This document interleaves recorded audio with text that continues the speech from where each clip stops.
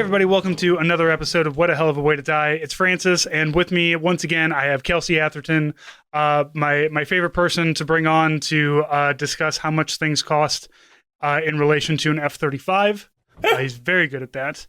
And you know, Americans will use anything but the metric system, and if that includes government waste compared to F-35s, then that's what we're going to use. How are you doing today, Kelsey?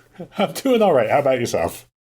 I'm doing great. So I brought you on because I wanted to talk about drones. Now, I, being somebody who spent way too much time in the Army, we had there's always a lot of discussion around drones that the Americans use, right? Like we've got the fancy ones, they got the Hellfire missiles on it. We've got the UAVs that just can, take really, can catch you, picking your nose on satellite feed and things like that. So we have a lot of really nice, fancy drones that we kind of know about that are piloted by people in Las Vegas for whatever reason. And then, post, Iraq and Afghanistan, and kind of during Afghanistan, we were seeing a lot of drone usage by ISIS, and we were seeing drone usage by forces in Syria. And now with Russia and Ukraine, we're seeing just a huge amount of drones. So I wanted to kind of pick apart like what all of these are, what are the uses of them, how the fuck most of them work, like, and just kind of get an idea about how I don't want to be like a future of warfare kind of podcast, but these are things that are being used. Right. This is shit that's being used, whether we want it to be or not. So, lay it on me, man. Like, give me, like, what's America's history with drone warfare?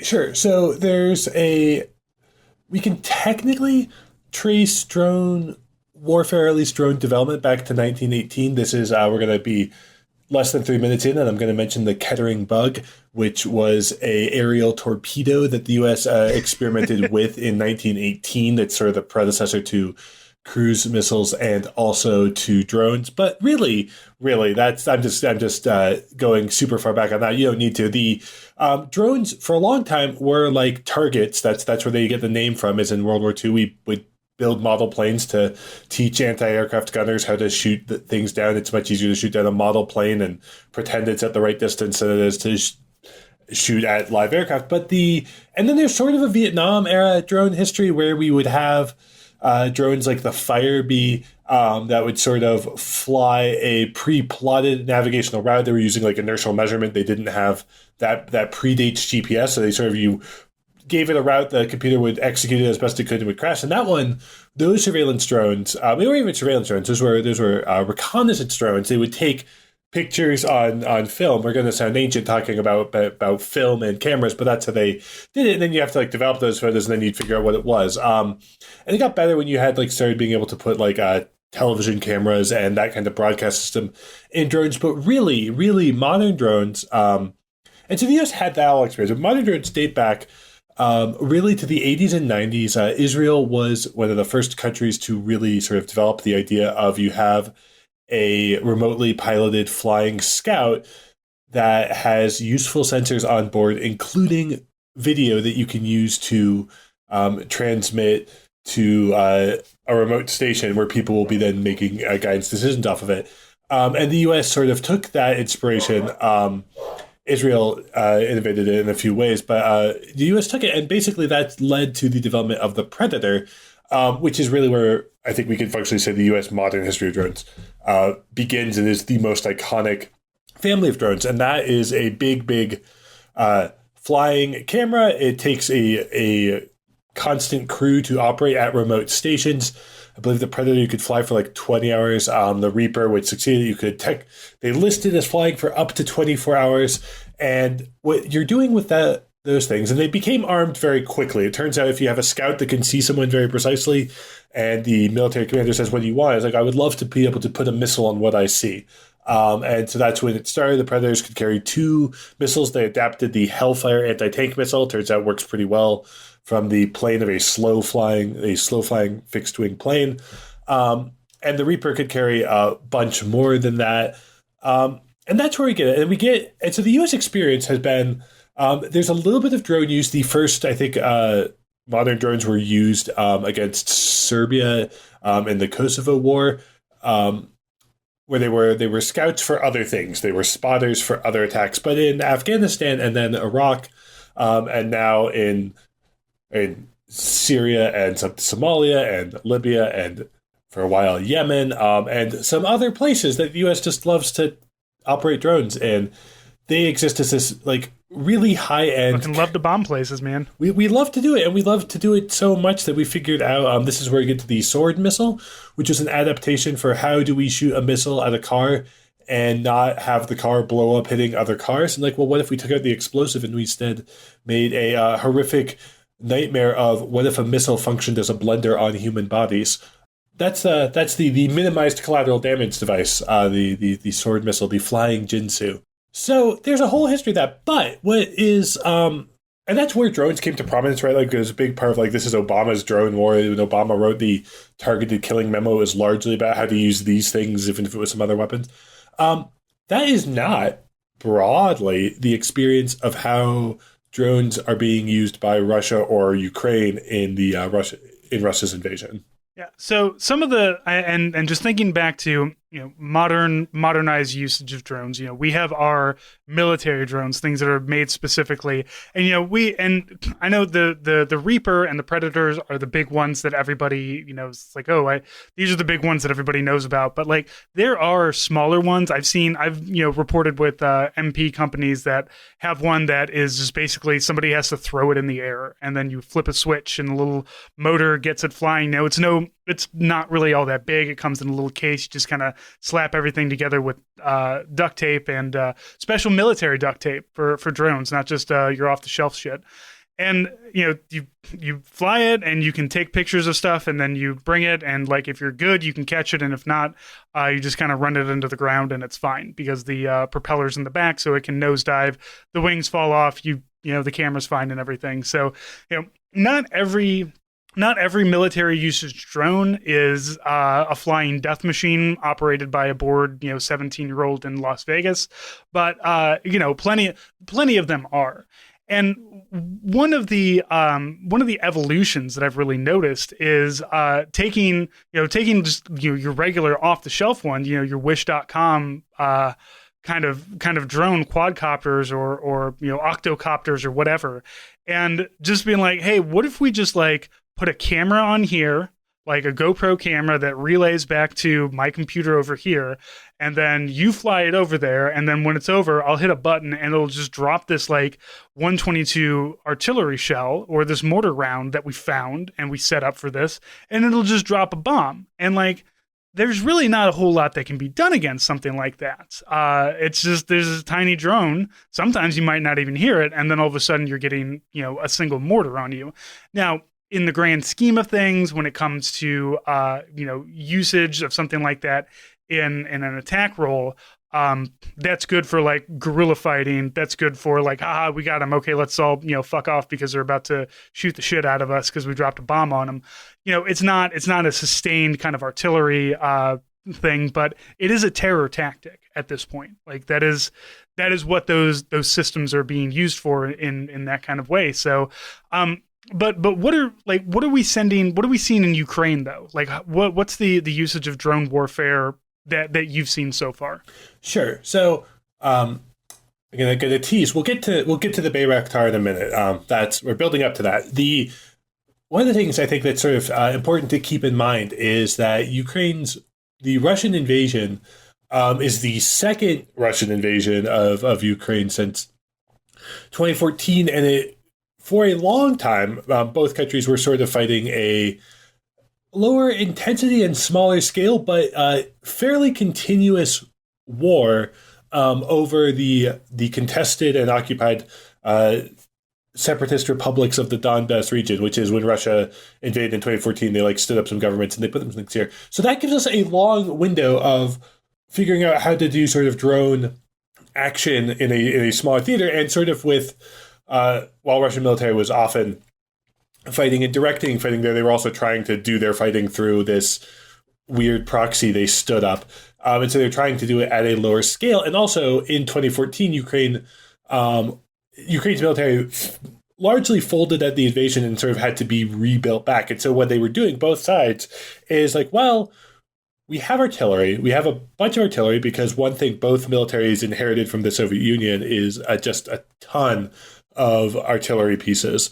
And we would love to be able to see what we're hitting, and we can't reliably get aircraft in the sky because the risk of losing a helicopter or a plane to a guy with a missile is a lot greater than the risk of like losing a quadcopter. So they turned to commercial drones, and they turned to just off-the-shelf stuff. It already comes with a camera. It comes with a ground station. It pilots on video game controls, or even like tablet controls. You don't even have to do like joysticks to fly it. You can just put waypoints and it'll follow a GPS-like system, or just GPS outright. And that makes it really useful to see what's happening below. And then because it's working off of global positioning, you get coordinates, and then you can put those coordinates into your artillery, and you're firing tons of munitions. It doesn't particularly matter if you're firing rocket artillery, but you're just blasting the area, but at least you know the area you want to be blasting. And so that's sort of where commercial drones start in this war. And then what we've seen recently is that they continue to be sort of a thing that units will incorporate, and just like they'll bring your own drone to the battlefield. We saw the use of like DJI Mavic, which is sort of the commercial successor and sort of smaller folder, more backpackable, if you will, than the Phantom, which itself was pretty backpackable. And so it gives smaller units sight over where other people are, and it doesn't do it necessarily at the same degree that military hardware, where I haven't operated a Raven, but there's no like infrared isn't standard on a quadcopter, on a quadcopter you buy from the hobby shop that you have to do aftermarket or something, and it seems fairly built into most like FLIR camera pods that go on US drones. Is like, oh, we want to make sure we have an electro-optical and an infrared system. So you're getting less, and you're also communicating. This is really important. One of the things that was seen as a limiting factor on using commercial drones is you are using open channels. You're using commercial frequencies, which should be known and easy to intercept and easy to block. And to a large degree, Russian electronic warfare in the invasion has not held up to its previous expectations, or even to how effective it was when the war was on a smaller scale, just in the Donbass. Yeah, I have. It has been embarrassing in a way when like, you know, the Russians have been this boogeyman of America, and then you see them just absolutely getting their asses handed to them by a country they beat like not too long ago. Like 2014 is not that long ago. That's 8 years, and you know, Russia came in and took what they wanted, and then kind of fucked off. So now they're trying to take the rest, and meeting a lot of resistance, which is really great.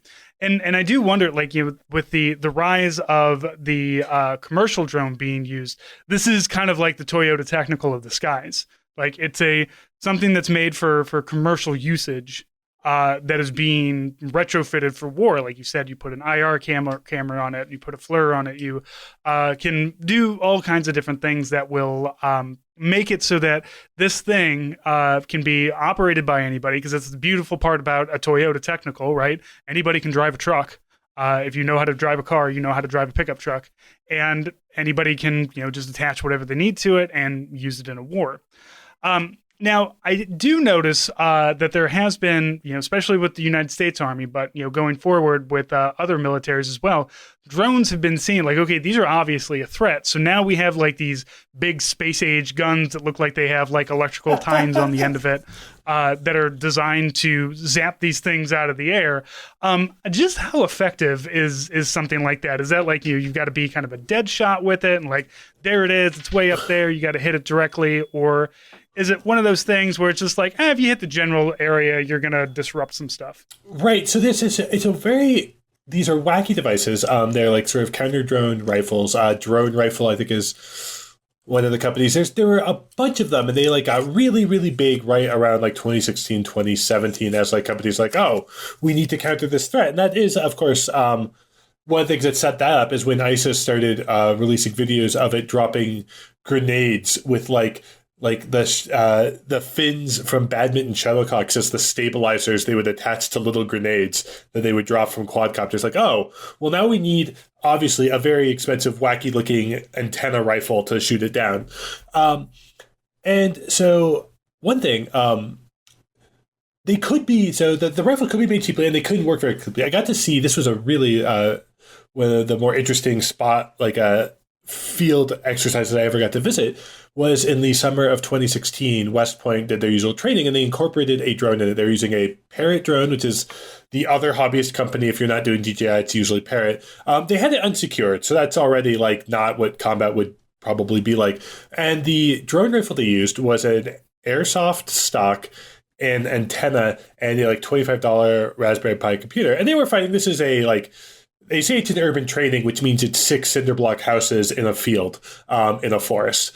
And what they did with that one is you would be able to have a range, and it's sort of an area thing because you're sending a radio signal and you need to make sure that the radio signal is strong enough when it hits the receiver. So it's not like you need a pinpoint precision like you would with like a laser or like a ballistic trajectory like a bullet, but you do need the field to not have dissipated enough, the radio signal to be strong enough and directed enough. And so when they have like little brochures of these drone rifles, they'll show like a cone that weakens as it gets towards the edges, but you've got like a blast cone. It's as though the electronic warfare equivalent of a blunderbuss, if you will.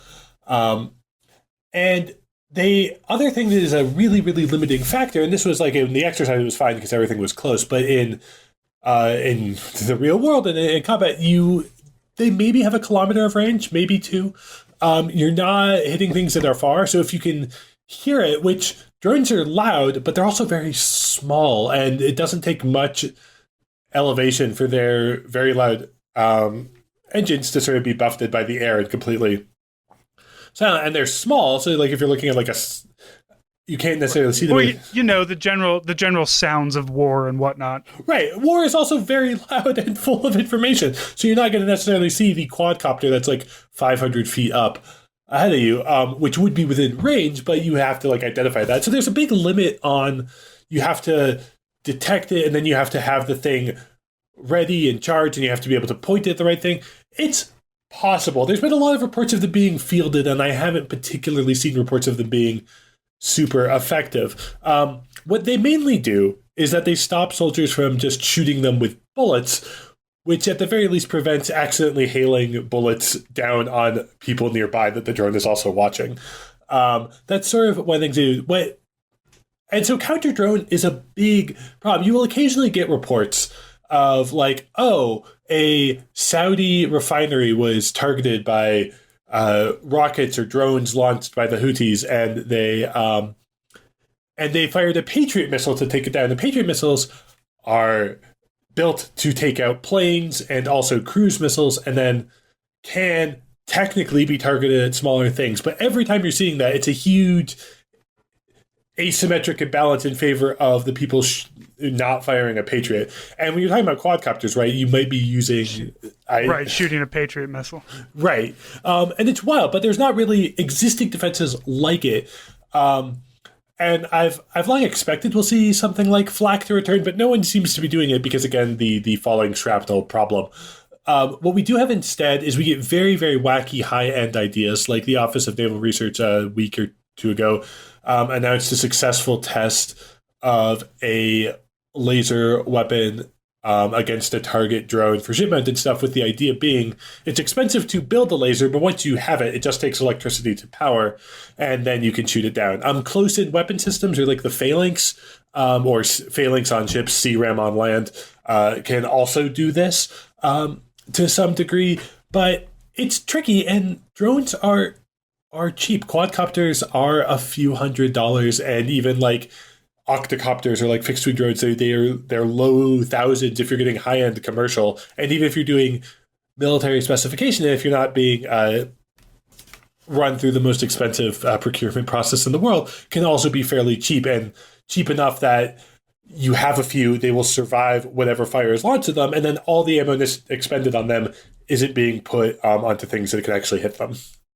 Yeah, I have noticed, and being a person that was in the American Army for 20 years, it really didn't hit me until, like, now when we're seeing something, that a warfare that isn't necessarily asymmetrical. Like, I feel like with the arming that we've been doing with Ukraine, and Russia with their old bullshit, that they are kind of on, similar grounds there, when it, force on force. We don't really have, we haven't fought a peer battle since, I don't know what, like, uh, Vietnam, no, World War II ish. Like, so you kind of lose out on the fact that, like, we have all of this, like, great and wonderful stuff, like you said, a Patriot missile, and using a Patriot missile to shoot down a quadcopter is, using a hammer to crack open an egg, but it's effective. It will do the thing that you need it to do. But also, as you said, there is a huge asymmetrical, like, discrepancy there. And now, to be fair, if I'm going to be on the side of an asymmetrical discrepancy, I want to be on the side with the Patriot missiles. So, yay Patriot missiles, and boo ISIS drones. But it's a lot of a lot of firepower that's being used, and we should find something, find something smaller, find something easier, because a lot of times all it is, like, the best you can hope for is you hear a drone coming, and you and your buddies all pick up your rifles and start shooting, and hope among hope that somebody hits it and knocks it off, of course, because otherwise you're probably going to get something dropped on you in a couple minutes. Right, and so that's really sort of the underrated, I think, aspect of how the drones have been used, is that they're incredible spotters for artillery.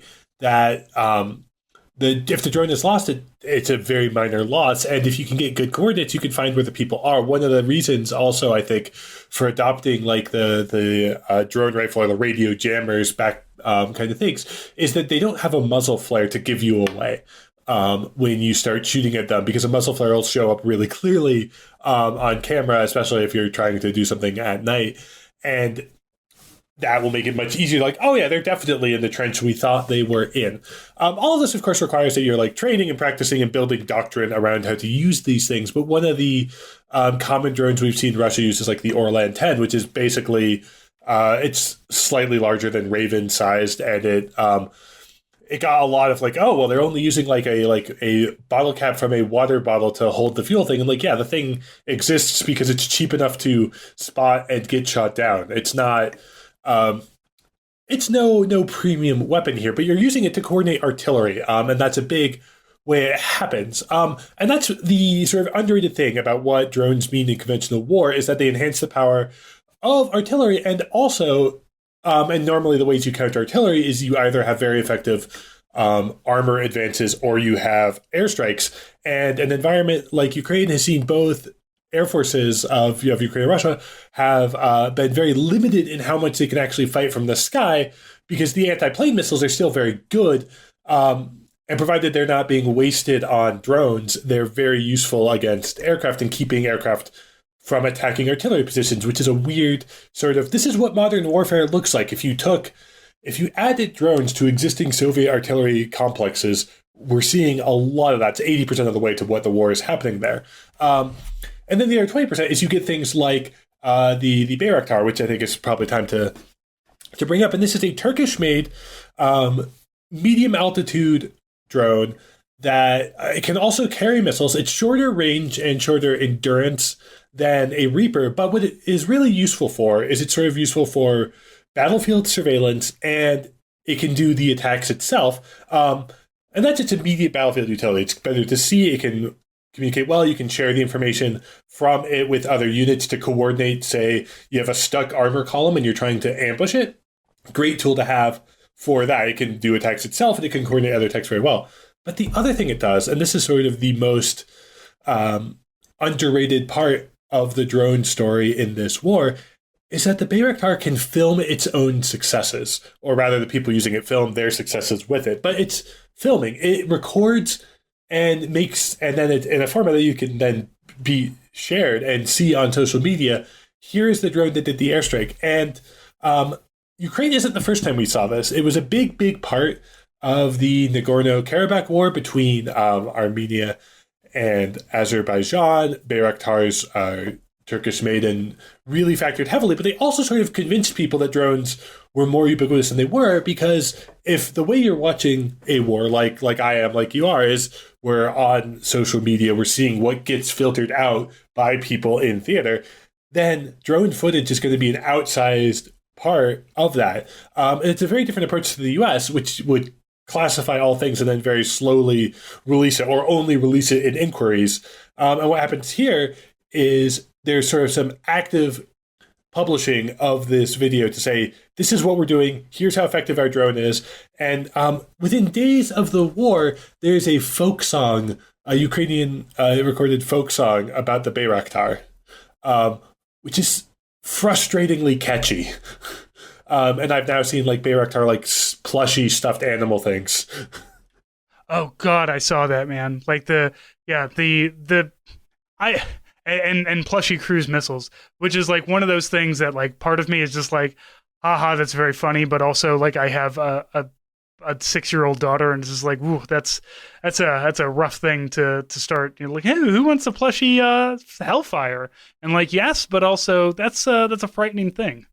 And it's the most Verhoeven part of the war so far. But it's a thing that one of the sort of underrated aspects of it's clearer in the war between Russia and Ukraine than it ever was in any of the wars the United States has fought in the last 20 years. Is the U.S. had wars of choice that it could sustain indefinitely materially, as long as there was a political will and an obligation, or at least even for a long stretch, if it was just sort of political indifference, you could sustain a kind of endless war of counterinsurgency without there being a like, well, people are going to just get upset and it's going to end. And there's variations on that, but it wasn't like the war ever presented an existential threat to the U.S. And one of the things that was clear is that especially the first week of the invasion of Ukraine, it was unclear if Ukraine's government would hold, if their military would hold, and if Russia's on paper and actual numerical superiority would translate to the victory that a lot of observers, myself included, would be a sort of sweeping tank advance that leaves like a rump Ukrainian state centered around Lviv. That didn't happen. And one of the things that I can't quantify, I'm going to leave this to the theorists to quantify, it became clear that Ukrainian forces outperformed, Russian forces underperformed, and also in this mix we had this weird sort of propaganda thing of like, oh, well, the Snake Island thing, we have to tell the story, even though we have to tell the story. Here's the thing they said before they were killed, and then they were like, oh, they were held hostage and released. But we have to hold to the heroic version of it, or we have to hold to the heroic version of this like fabled Ghost of Kiev fighter, that Ukrainian fighter pilot that shot down a bunch of people. And the Bayraktar is the weirdest, I think, of all of this. There's sort of that propaganda happens in war, that you come up with myths that tell good stories is as old as war. But the Bayraktar becoming a folk hero when it is a robot piloted by people that records video of its kills is so modern and so different. Look, there's a song, an IRA song called "The Sam Song" that is about surface-to-air missiles. So I get it. And I'm looking at the Wikipedia for the Bayraktar song, and I like that it says that it was written by this Ukrainian soldier Taras Borovuk. And it says Borovuk received a request from the armed forces to write a folk song the day the invasion began. So this song came out back in March 1st. So it's been around for a while. This is like, hey, we're getting, I gotta say, like, the Ukrainian like military is great, but whoever the fuck is running their public affairs is outstanding. Like that, the propaganda that has come out of this, like you were saying, the Ghost of Kiev and the Russian warship Go Fuck Yourself, and then everything else that's come out, like the Bayraktar, probably like those videos are exactly what people want to get out. It's like, look how good we're doing. Everybody gets to see how good we're doing against the Russians, and everybody gets to watch how fucked up the Russians are, which something I love to watch. You do love to see it, as it turns out. But it is a incredible, like, we've gone from folk songs about about our heroes who have been who fight the wars, and now we've got one that's just like, no, this fucking drone is awesome.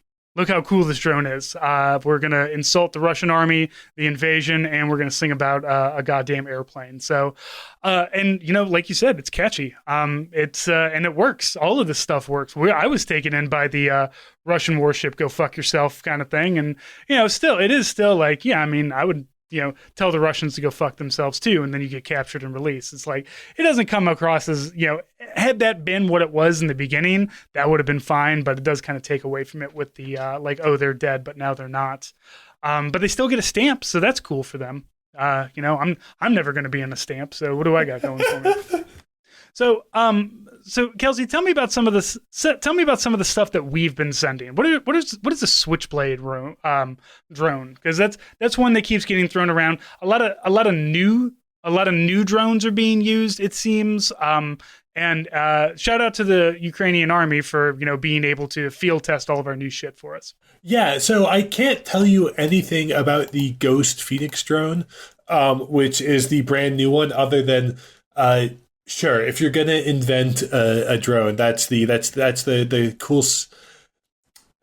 That's the laser sex falcon of drones, right? It's so, what a name. Phoenix Ghost is their brand new one, but the Switchblade I can tell you a bit more about. The Switchblade it's in a weird category, and here's our Kettering Bug throwback. It's technically a loitering munition, which is a weird category for. It flies like an aircraft, but it has an explosive into it, and it can be used to crash into and blow up on something. It flies for a short amount of... So the drone itself is the bomb. The drone is the bomb, right? It's a weird thing to use I strive to avoid, though I know it's the popular term for it, is Switchblade or the Switchblade is the name. Kamikaze or suicide drone is the name for it. And the dying happens on the other end. A robot doesn't die. This isn't a living thing that dies in the process. It's a missile that sometimes doesn't explode itself when it lands. Is sort of the other way to think about it. Its big feature is that it has drone cameras, because the cameras and electronics are cheap enough that you can put them in a missile that you are just blowing up.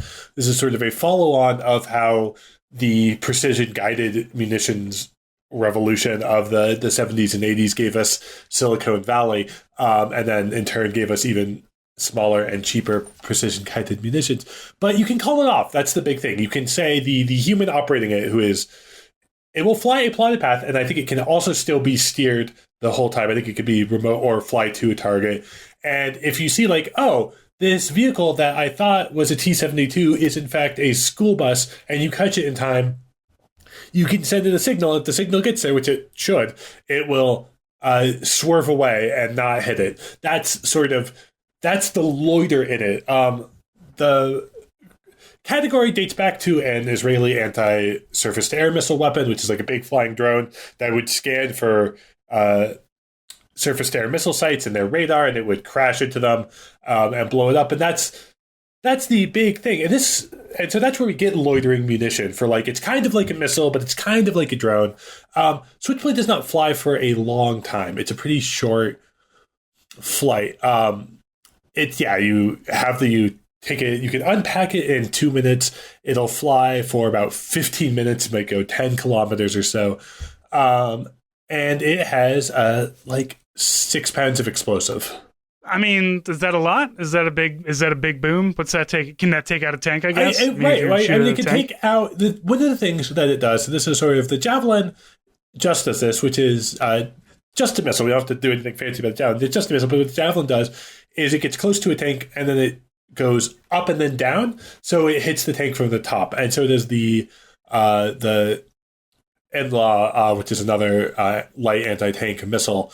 And so the Switchblade can also do that. It's not billed as being anti-tank, though if you hit top armor of a vehicle, you're doing better odds. It's more, but it will hit people, and it will hit lighter vehicles. So that's what it does. It's enough to take out a sort of a small group of people. It's what if a mortar round was much further flying and a little plane that blew up when you did it. It's a weird weapon, and we've sent them a ton. And the what we do know of the Phoenix Ghost is it seems to be an iteration on this concept. That seems to also be a loitering munition that has longer range and a longer flight time to hit things further away.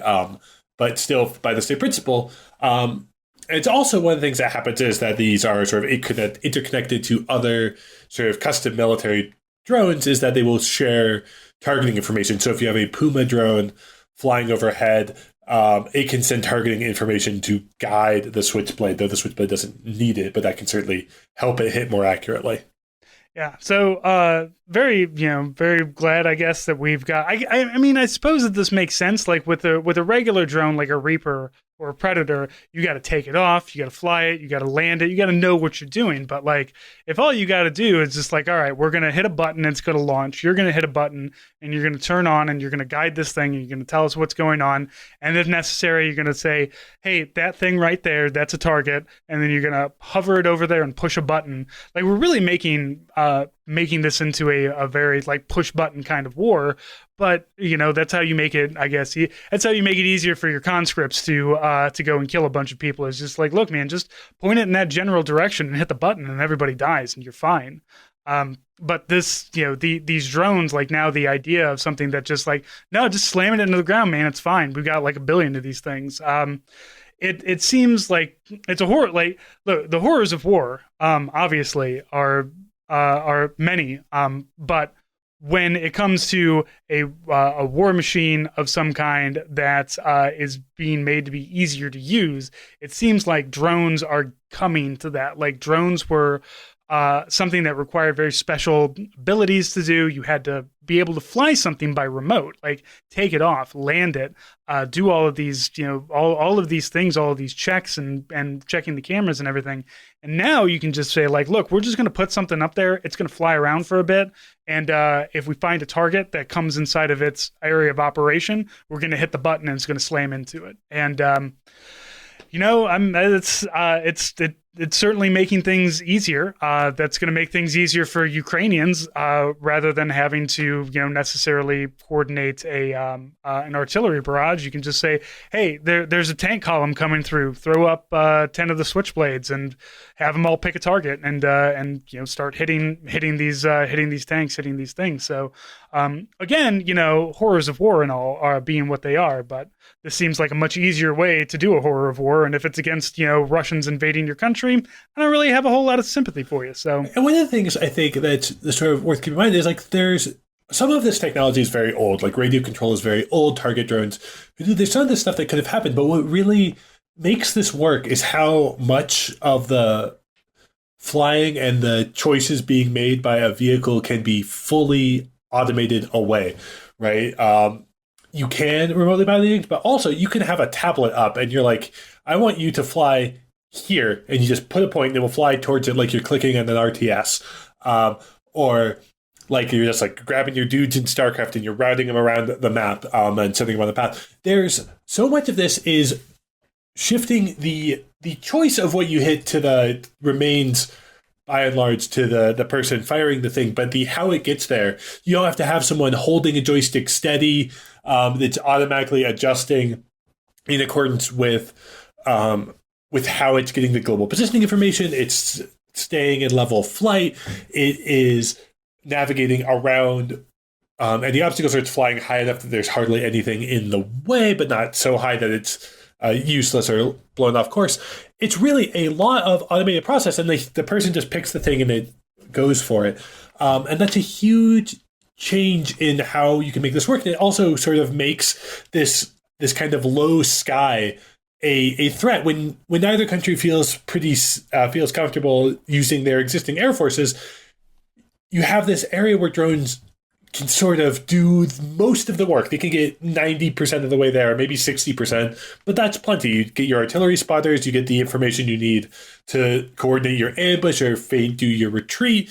If you're sort of stuck in a place, if you're pinned down, it doesn't really alter the calculation a ton if you're holed up. But in every other way, like the term army would want me to say, would want someone to say is, oh, this really preserves the freedom of maneuver. But it genuinely does do that. Like, jargony as it is, being able to use drones to see where the enemy is and plan your route accordingly or your attacks accordingly lets it be an army of forces moving rather than static forces. Who knows what comes from all this? Obviously, we're past, I think, the obvious immediate possibility of Ukraine getting knocked out of the war is gone. And we don't know what the long-term war will be. Russia was able to sustain a somewhat intensity static front for a long time, and we'll see how these weapons and technologies go to other militaries and also to other groups that would love to have a robot they can launch from a place, have it hit a tank, and they can disappear before any return fire hits. There's a lot that can come of this, but this is now just this is no longer a theorized part of war. This is a feature of modern warfare. So, Kelsey, I have one last question for you. So, with the watching of a lot of tanks get blown up by artillery, by the javelin missiles, and by drones, there's been a lot of discussion about is the time of the tank over? But really, what this kind of says to me is, and you touched upon it, like, nobody wants to put their Air Force up in the air right now because people are just going to get shot down.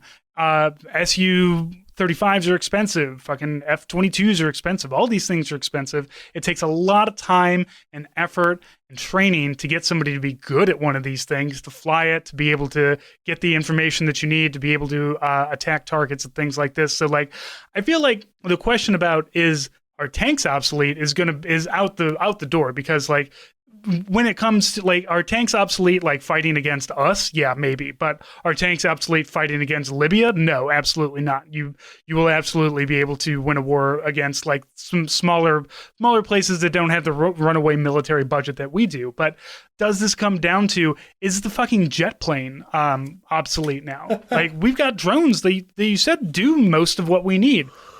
So the idea that you absolutely need a pilot in the vehicle on the front line is sort of a big challenge. There's two things pushing against it. The one reason you would want a human pilot in is if the kind of weapon you're carrying is so important you do not trust it to a machine entirely. So for as long as there are gravity dropped nuclear bombs, there will be some component for pilots. And also, the other big thing, if Russia's electronic warfare was as effective as it had been in Syria, drones had a much more limited presence. They were part of it, but they weren't nearly as effective here. And granted, like, the insurgents in Syria were not getting nearly the supplies of the state militia or state military of Ukraine is getting here. That's a big difference in scale and organizational capacity, etc. But electronic warfare should be able to mitigate drones in a big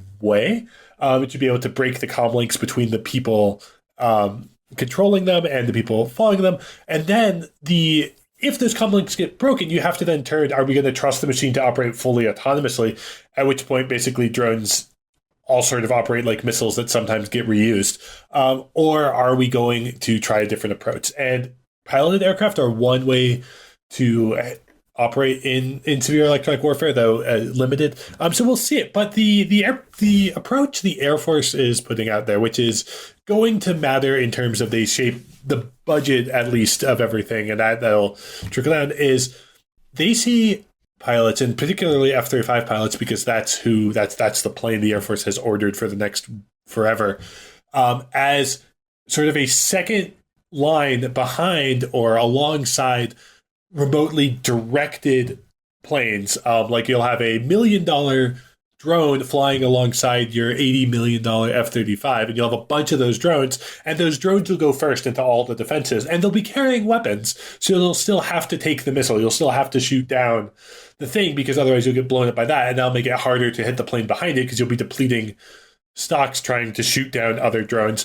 But it drastically changes what it will be. It drastically changes the nature of it. And what the other big takeaway from all of this is that a military on a budget can get 80% of where it needs to be using drones. If it doesn't have to worry, if it can trust contesting the sky with its own like man pads or anti-air missiles, and if it can trust drones to do its scouting, then the idea of a military that isn't already super invested in an air force and in pilots might never need to develop one, right? Like it's not just that like well tanks will be useful in a war of like medium-sized or small-sized countries, but also drones will be what they have instead of other air forces. They won't be doing pilots. It dries up the market for really having prestige air forces for countries that don't expect or want to invest in pilot training. And we might see a split in how those militaries develop along that line. Yeah, I do feel like as Americans with the American military budget, we view war as a completely different thing than how other countries would, because it's like, man, I don't have that money. I don't have that money to dump into a bunch of jet planes or a bunch of fancy schmancy tanks. I got some T-72s over here, and I got a bunch of drones, and that's what I got. And as long as America's not attacking me, then I should be fine, because America's got a Patriot missile that I can launch from somewhere. So yeah, I feel like we have just a different way of looking at warfare, and Ukraine and Russia has shown us that there is still symmetry, there is still conventional warfare without resorting to nukes, at least so far. April 25th, so far no nukes. So Kelsey, I want to thank you for coming on and talking with me about drones. Really enjoy your insight on this. You should be reading Kelsey. You should be following him on Twitter. Where can people follow you on Twitter? You can find me on Twitter at AthertonKD. You can find me writing at Popular Science all the time. I did a really good 10-part series with them and the Center for Public Integrity on sort of the first month of the Ukraine war, which I recommend checking out. And I also have a newsletter at Wars of Future Past. Awesome. Thank you so much. And everybody listening, thank you for listening, and we'll talk to you next week.